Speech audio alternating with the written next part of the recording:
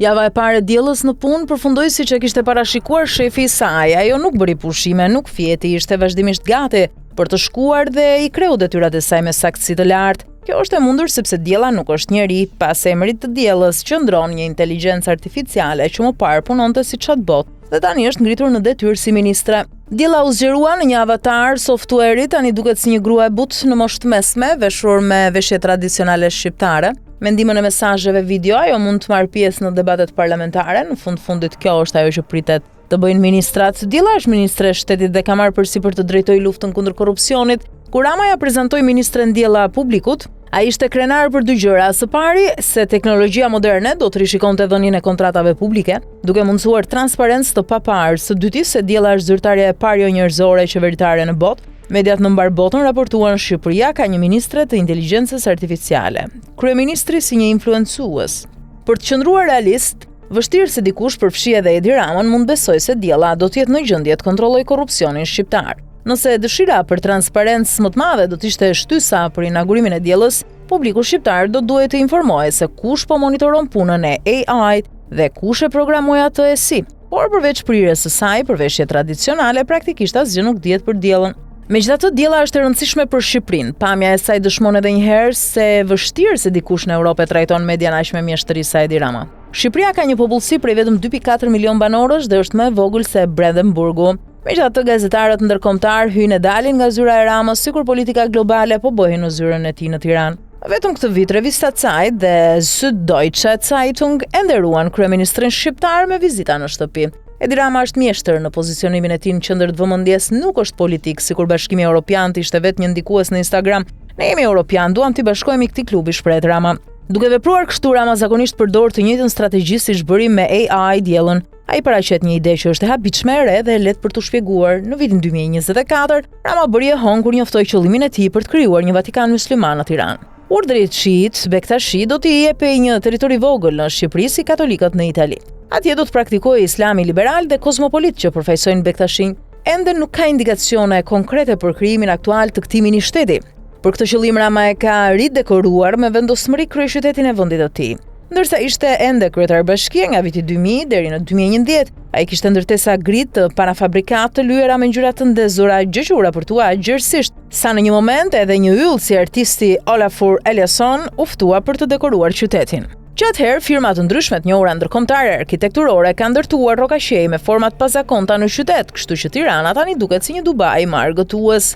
Rama pranë Hillary Clinton. Në të gjitha tekstet për Edi Ramën, i cili tani është 60 vjeç dhe ka qeverisur vendin që nga viti 2013, përmendet fakti se kryeministri është shumë i gjatë, 2 metra, dhe ishte artist para se të hynte në politik. Sa mire ka vendosur Rama veten në skenën botërore, u demonstrua së fundmi këtë verë.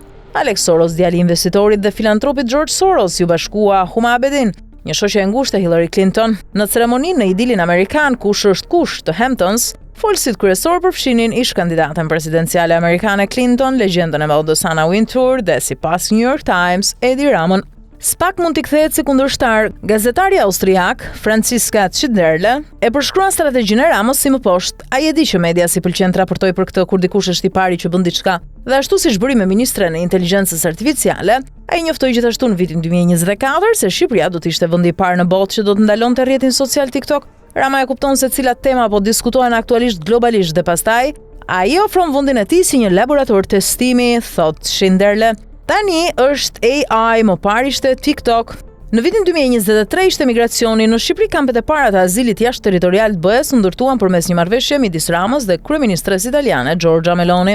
Edhe pse kampet nuk po përdoren dhe madje edhe kolegët e partisë Ramës anashkaluan ndalimin e TikTok për të vazhduar të postojnë video, media dhe zhurma politike ishte jashtëzakonshme. Lidhur me çështjet e korrupsionit, eksperti Schindlerle thekson se qeveria nën Ramën ka krijuar tashmë një instrument dukshëm më të dobishëm se sa ministri i ri i AI. Shqipëria ka një problem të madh me krimin e organizuar, veçanërisht trafikun e drogës, sipas Transparency International.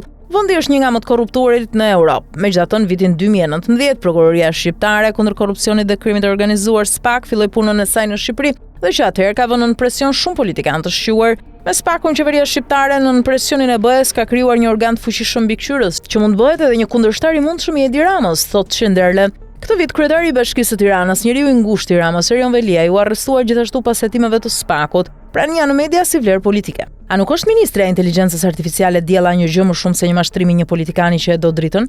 Jo tamam, sepse prania e vazhdueshme në media e Ramës ka vlerë politike. Për një vend vogël si Shqipëria, dukshmëria është një aset i vlefshëm, veçanërisht kur është ngulitur gjeografikisht dhe historikisht midis sferave të interesit të fuqive të mëdha. Shqipëria është anëtare e NATO-s që nga viti 2009, por Edi Rama gjithashtu i premton popullit të tij pranimin në BE sa më shpejt jetë e mundur. Kur Rama fitoi përsëri zgjedhjet këtë pranvera, i bëri fushat mbi faktin se mund ta çonte Shqipërinë në Union deri në vitin 2030, një qëllim i mbështetur nga shumica dërmuese e popullsisë. Në një kohë kur si Rusia ashtu edhe SBA e kuptojnë politikën e jashtme si një luftë agresive dhe ekspansioniste për pushtet, një lidhje e qartë me perëndimin është thelbësore për kombet më të vegjël, të cilët dikur ishin në sfera të ndikimit. Pra, tha shefja e sotme e politikës jashtme të BE-s Kaja Kallas në vitin 2023, atëherë ende kryeministre e Estonisë. Për Spiegel, nëse njerëzit nuk e dinë që ekzistonin, nuk do t'ju vënë re. Kur aperdja e hekurt Francës dhe Gjermanisë nuk i munguam, por neve na munguat ju, na mungoi liria. Ndryshe nga Estonia, Shqipëria nuk ishte nën pushtimin sovjetik, por deri në vitin 92, vendi vuajti në një nga diktaturat më të ashpra komuniste në Europë. Edi Rama e shpjegon këtë histori për gazetarin me formulën "Ne ishim si Korea e Veriut". Bum turizmi, 10 milion vizitor. Në Shqipëri gazetarët kritik shpesh ndinjohen nga mënyra se si Rama promovohet nga shtypi i huaj si një politikan i jashtëzakonshëm, ndërsa ai ja vështirëson jetën shtypit të lirë në vendin e tij. Por ka edhe njohje për punën e tij si një shqiptari i kudo ndodhur me shkëlqim dhe glamur. Shumë njerëz në vend dhe në diasporë kanë vuajtur prej kohësh nga imazhi i dobët të Shqipërisë, dhe atyre u pëlqen që Rama paraqet një imazh më pozitiv të vendit, thot korrespondenti Çinderle. Shkalla në cilën ka ndryshuar imazhi i Shqipërisë është e dukshme në numrin shpërthyes të turistëve të vendit. Në vitin 2023, 10 milion vizitorë u dyndën në plazhet e Shqipërisë, 35% më shumë se një vit më parë. Deri në vitin 2025, Shqipëria do të arrijë 12 milion turistë deri në fund të vitit. Rama shkaktoi trazira kur në fund të 2024-s ja lëshoi një ishull mesdhetar dhëndrit të Trumpit, Jared Kushner, për ndërtimin e një resorti luksoz. Ambientalistët kritikojnë bumin aktual të ndërtimeve në Shqipëri për shkatrimin e peizazheve dhe habitateve.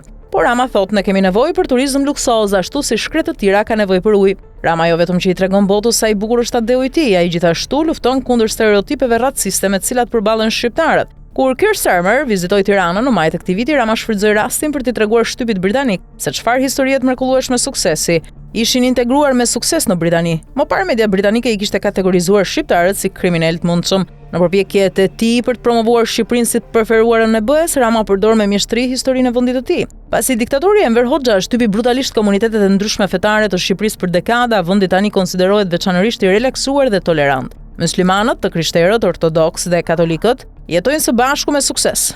Me para nga Turqia, xhamia më e madhe në Ballkan u ndërtua në Tiranë, pikërisht pranë. Në të njëjtën lagje prestigjioze të qytetit ka edhe kisha të mëdha katolike e ortodokse. Shumica e popullsisë shqiptare është muslimane, por kushdo që fluturon për në Tiranë zbret në aeroportin Nën Tereza, Murgesha e famshme katolike, kishte rrënjë shqiptare dhe konsiderohet si heroin kombëtare, ndërsa në Serbi presidenti Aleksandar Vučić flirton me një nacionalizëm me nuanca ortodokse. Edi Rama përmbahet nga mburrja nacionaliste dhe inskenimi fetar.